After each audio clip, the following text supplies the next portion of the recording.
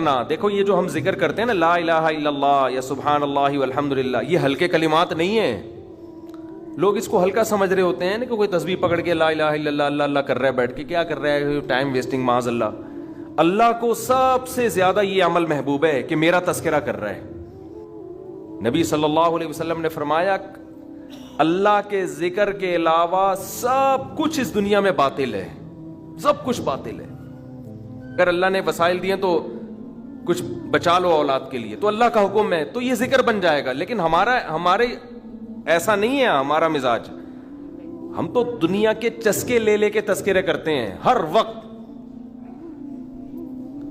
تو یہ اس کی اگر معمول بنا لینا, تسبیح ہاتھ میں رکھیں, میں نے دیکھا اس کا بڑا اثر پڑتا ہے. لاشعوری طور پر انسان کی زبان چلنا شروع ہوتی ہے.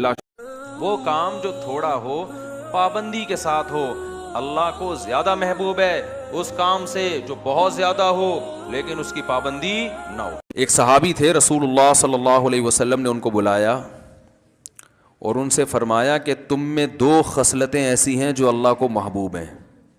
دو خصلتیں ایسی ہیں جو اللہ کو محبوب ہیں. الحلم والانات, ایک برداشت اور ایک ٹھہراؤ طبیعت میں, جلد بازی نہ کرنا. اس سے یہ بھی پتہ چلتا ہے کہ یہ جو حدیث میں آتا ہے نا کہ کوئی تمہاری منہ پہ تعریف کرے تو اس کے منہ پہ خاک پھینک دو, تو یہ ہر تعریف اس میں داخل نہیں ہے. وہ تعریف جو صرف مکھن لگانے کے لیے چمچہ گیری کے طور پر ہوتی ہے نا, چڑھانے کے لیے ذرا تھوڑا پیسے نکال کے دے دے گا. اور اگر کوئی تعریف کسی کے منہ پہ حوصلہ افزائی کے لیے کی جائے کہ یہ اچھی صفات ہیں, اس کو برقرار رکھنا, اسی پہ قائم رہنا, اللہ کو یہ بہت پسند ہے, تو یہ جائز نہیں بلکہ یہ تعریف مستحب ہے, بشرطے کہ یہ امید ہو کہ سامنے والا چوڑے میں نہیں آ جائے گا. بعض دفعہ کسی میں کوئی اچھی چیز ہوتی ہے, آپ جب بیان کر دو تو وہ پھر چوڑے میں آ جاتا ہے, وہ سمجھتا ہے اب تو ہم سیدھا جنت میں ہی جائیں گے, تکبر میں آ جاتا ہے نا. تو ہر ایک کا ظرف بڑا نہیں ہوتا. تو الحلم والانات, فرمایا برداشت اور جلد بازی نہیں ہے, ٹھہراؤ. ابھی کچھ دن پہلے ایک جھگڑا آیا میاں بیوی کا, وہ طلاق پہ آئے ہوئے تھے نا, وہ میاں نے غصے میں آ کے ایک طلاق نکال دی تھی جھگڑے کے دوران. تو وہ آئے ہم سولو صفائی کے لیے. میں نے کہا پہلے تو ان پہ جو بھی پھڈا ہے وہ تو بعد میں حل کریں گے. میاں کو پابند بنایا کہ طلاق کا لفظ اگر آئندہ زبان سے نکالا تو اچھا نہیں ہوگا. طلاق دینی ہو تو یہ طریقہ, اس کے لیے تمیز, سمجھ رہے ہو, مشورہ کرو علماء سے, خاندان کے لوگوں سے, دونوں خاندانوں کو بٹھاؤ, تمیز سے بیٹھو, بات کرو. بھائی نہیں بن رہی, تمیز سے کیا کرو, یہ چنگیز خان کی طرح, یہ تو پاگلوں والا اس جو مارکیٹ میں یہی چل رہا ہے. بھائی طلاق میں ریورس گیئر ہے نہیں ہے نا, تو جو چیز میں ریورس نہیں ہے, جب آپ گاڑی میں جو ہے نا, گاڑی میں تو ریورس گیئر ہوتا ہے, پھر بھی گاڑی کا پہلا گیئر لگانے سے پہلے سوچتا ہے آدمی کہ جانا ہے نہیں جانا ہے, کہاں جانا ہے. ایسے ہی بیٹھے گیئر لگا کے چلانا شروع کر دی, اب سوچ رہا ہوں جاؤں کہاں, پاگل ہوگا نا. حالانکہ اس غلطی کی تلافی ممکن ہے کہ ریورس لگا کے وہیں آ جاؤ جہاں سے چلے تھے. کیا ہو گیا بھائی, سمجھ میں آ رہی ہے بات؟ آپ نے دنیا میں کوئی ایسا بیوقوف دیکھا گاڑی چلا رہا ہو, پہلا گیئر دوسرا گیئر, کہاں جا رہا ہے پتہ نہیں, ابھی سوچیں گے بعد میں, ابھی تو میں غصے میں ہوں بس چلا رہا ہوں, غصے میں لگایا پہلا گیئر میں نے, غصے میں چوتھا پہ لگا دیا میں نے, غصے میں بیٹھتے ہی 3 گیئر اکٹھے لگا دیے. ابے پہلے پہلا لگایا جاتا ہے, تھوڑی اسپیڈ پکڑتی ہے تو گاڑی کا بیڑا. تو غصے میں جو 3 طلاقیں نکالتے ہیں ان کا یہی مطلب ہوتا ہے. اللہ صلی اللہ علیہ وسلم نے ارشاد فرمایا, مسلمان جو توحید پر جس کی موت واقع ہو اللہ نے جہنم کی آگ اس پر حرام کر دی ہے. اب اس حدیث کو اگر آپ دیکھو گے تو اس سے تو صاف پتہ چلتا ہے کہ صرف توحید پر موت ہونا کافی ہے, اعمال کی ضرورت بولو بھائی نہیں ہے.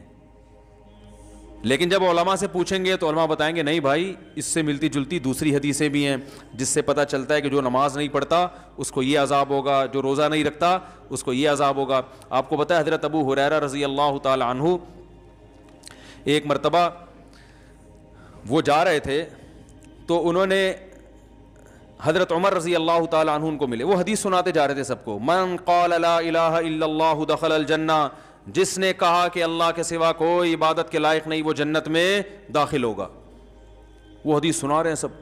حضرت عمر ملے ان کو, حضرت عمر کو بھی انہوں نے حدیث, اور نبی صلی اللہ علیہ وسلم کا جوتا نعلین وہ بطور نعل مبارک بطور دلیل کے بھی کہ میں نے نبی صلی اللہ علیہ وسلم سے یہ حدیث سنی ہے. حضرت عمر ملے نا, حضرت عمر رضی اللہ تعالیٰ عنہ کو بھی انہوں نے حدیث سنائی, تو حضرت عمر نے ایسے دھکا دیا, فرماتے ہیں فخررت علی استی, میں کولوں کے بر زمین پہ گرا. حضرت عمر ایسے غضبناک ہوئے اور ان کو یہ حدیث سنانے سے منع کر دی. کیوں منع کیا؟ کہ لوگ اس پر اعتماد کر لیں گے, لوگ کہیں گے بھائی ہم نے تو سب نے لا الہ الا اللہ پڑھا ہوا ہے, ہم تو سیدھا کہاں جائیں گے؟ جنت میں. اس کا مفہوم نہیں سمجھیں گے کہ یہ تو کلمے کی ایک فضیلت بیان کی جا رہی ہے. میں صبح فجر کے بعد روزانہ ایک حدیث کی تعلیم کرتا ہوں. آج میں نے 2 حدیثیں چھوڑ دی ہیں. ریاض الصالحین کی میں تعلیم کرتا ہوں نا فجر کی نماز کے بعد اپنی مسجد میں, ریاض الصالحین سے. آج میں نے جان کر 2 حدیثیں چھوڑی ہیں. کیوں چھوڑی ہے؟ میں نے کہا ان کا مفہوم بیان کرنے میں بہت ٹائم لگے گا, اور اگر تشریح نہیں کی تو لوگ حدیث کا مطلب غلط سمجھیں گے. اب میں سنا دیتا ہوں وہ حدیث آپ کو, کیونکہ میں تھوڑا اس کو ڈیفائن بھی کر سکتا ہوں. رسول اللہ صلی اللہ علیہ وسلم نے فرمایا کہ اگر تم لوگ سب گناہ چھوڑ دو, کوئی بھی گناہ نہ کرے, اللہ اس قوم کو ختم کر دے گا. اگر دنیا میں سارے مسلمان سب ٹھیک ہو جائیں, سارے لوگ مسلمان ہو جائیں اور سب ٹھیک سب نیک بن جائیں, تو اللہ سب کو کیا کر دے گا؟ مار دے گا. اور ایسے لوگ پیدا کرے گا جو گناہ کریں اور پھر اللہ سے توبہ کریں. اب میں نے یہ حدیث نہیں سنائی آج, میں نے کہا اس سے گناہوں پر کیا ہوں گے, لوگ جری ہو جائیں گے, کیونکہ اب ویسے ہی گناہ کر رہے ہیں. کہ اچھا اللہ کو گناہ اتنے پسند ہیں کہ نیک آدمی کو تو اللہ ویسے ہی مار دیں. بھائی اگر اللہ کو گناہ پسند ہوتے تو اللہ گناہگاروں کو جہنم میں ڈالتا ہے. بھائی یہ اصل میں توبہ کی فضیلت پر ہے, یہ گناہ چھڑوانے کے لیے ہے, کیونکہ گناہ تو کوئی نہ کوئی کسی نہ کسی درجے میں کر ہی رہا ہوتا ہے نا. تو ان کو تسلی دی جا رہی ہے کہ بھائی توبہ اتنی بڑی نیکی ہے کہ اللہ کو اس زمین پر توبہ والی نیکی بھی چاہیے. سمجھ آ رہی ہے بات؟ تو اگر کسی سے گناہ ہو گیا تو مایوس نہ ہو, توبہ کر کے توبہ والی نیکی کا آپشن اس کے پاس ہے. اور یہ نیکی اللہ کو اتنی محبوب ہے کہ دنیا میں اگر یہ نیکی ختم ہو گئی, توبہ والی نیکی, تو اللہ کو ایسے لوگ پسند ہے ہی نہیں. اللہ تو چاہتے ہیں کہ گڑ گڑاؤ میرے سامنے تاکہ مجھے معاف کرنے میں مزہ بھی تو آئے نا. رحمت تو جب ہی ظاہر ہوگی جب تمہاری حرکتوں کی وجہ سے جہنم واجب ہو چکی تھی, مگر میں اپنی رحمت سے اس کو معاف کر دوں. تو مزہ آتا ہے مجھے معاف کرنے میں. وہ معاف کرنے کا مزہ جب آئے گا جب غلطی بھی تو ہو تم سے.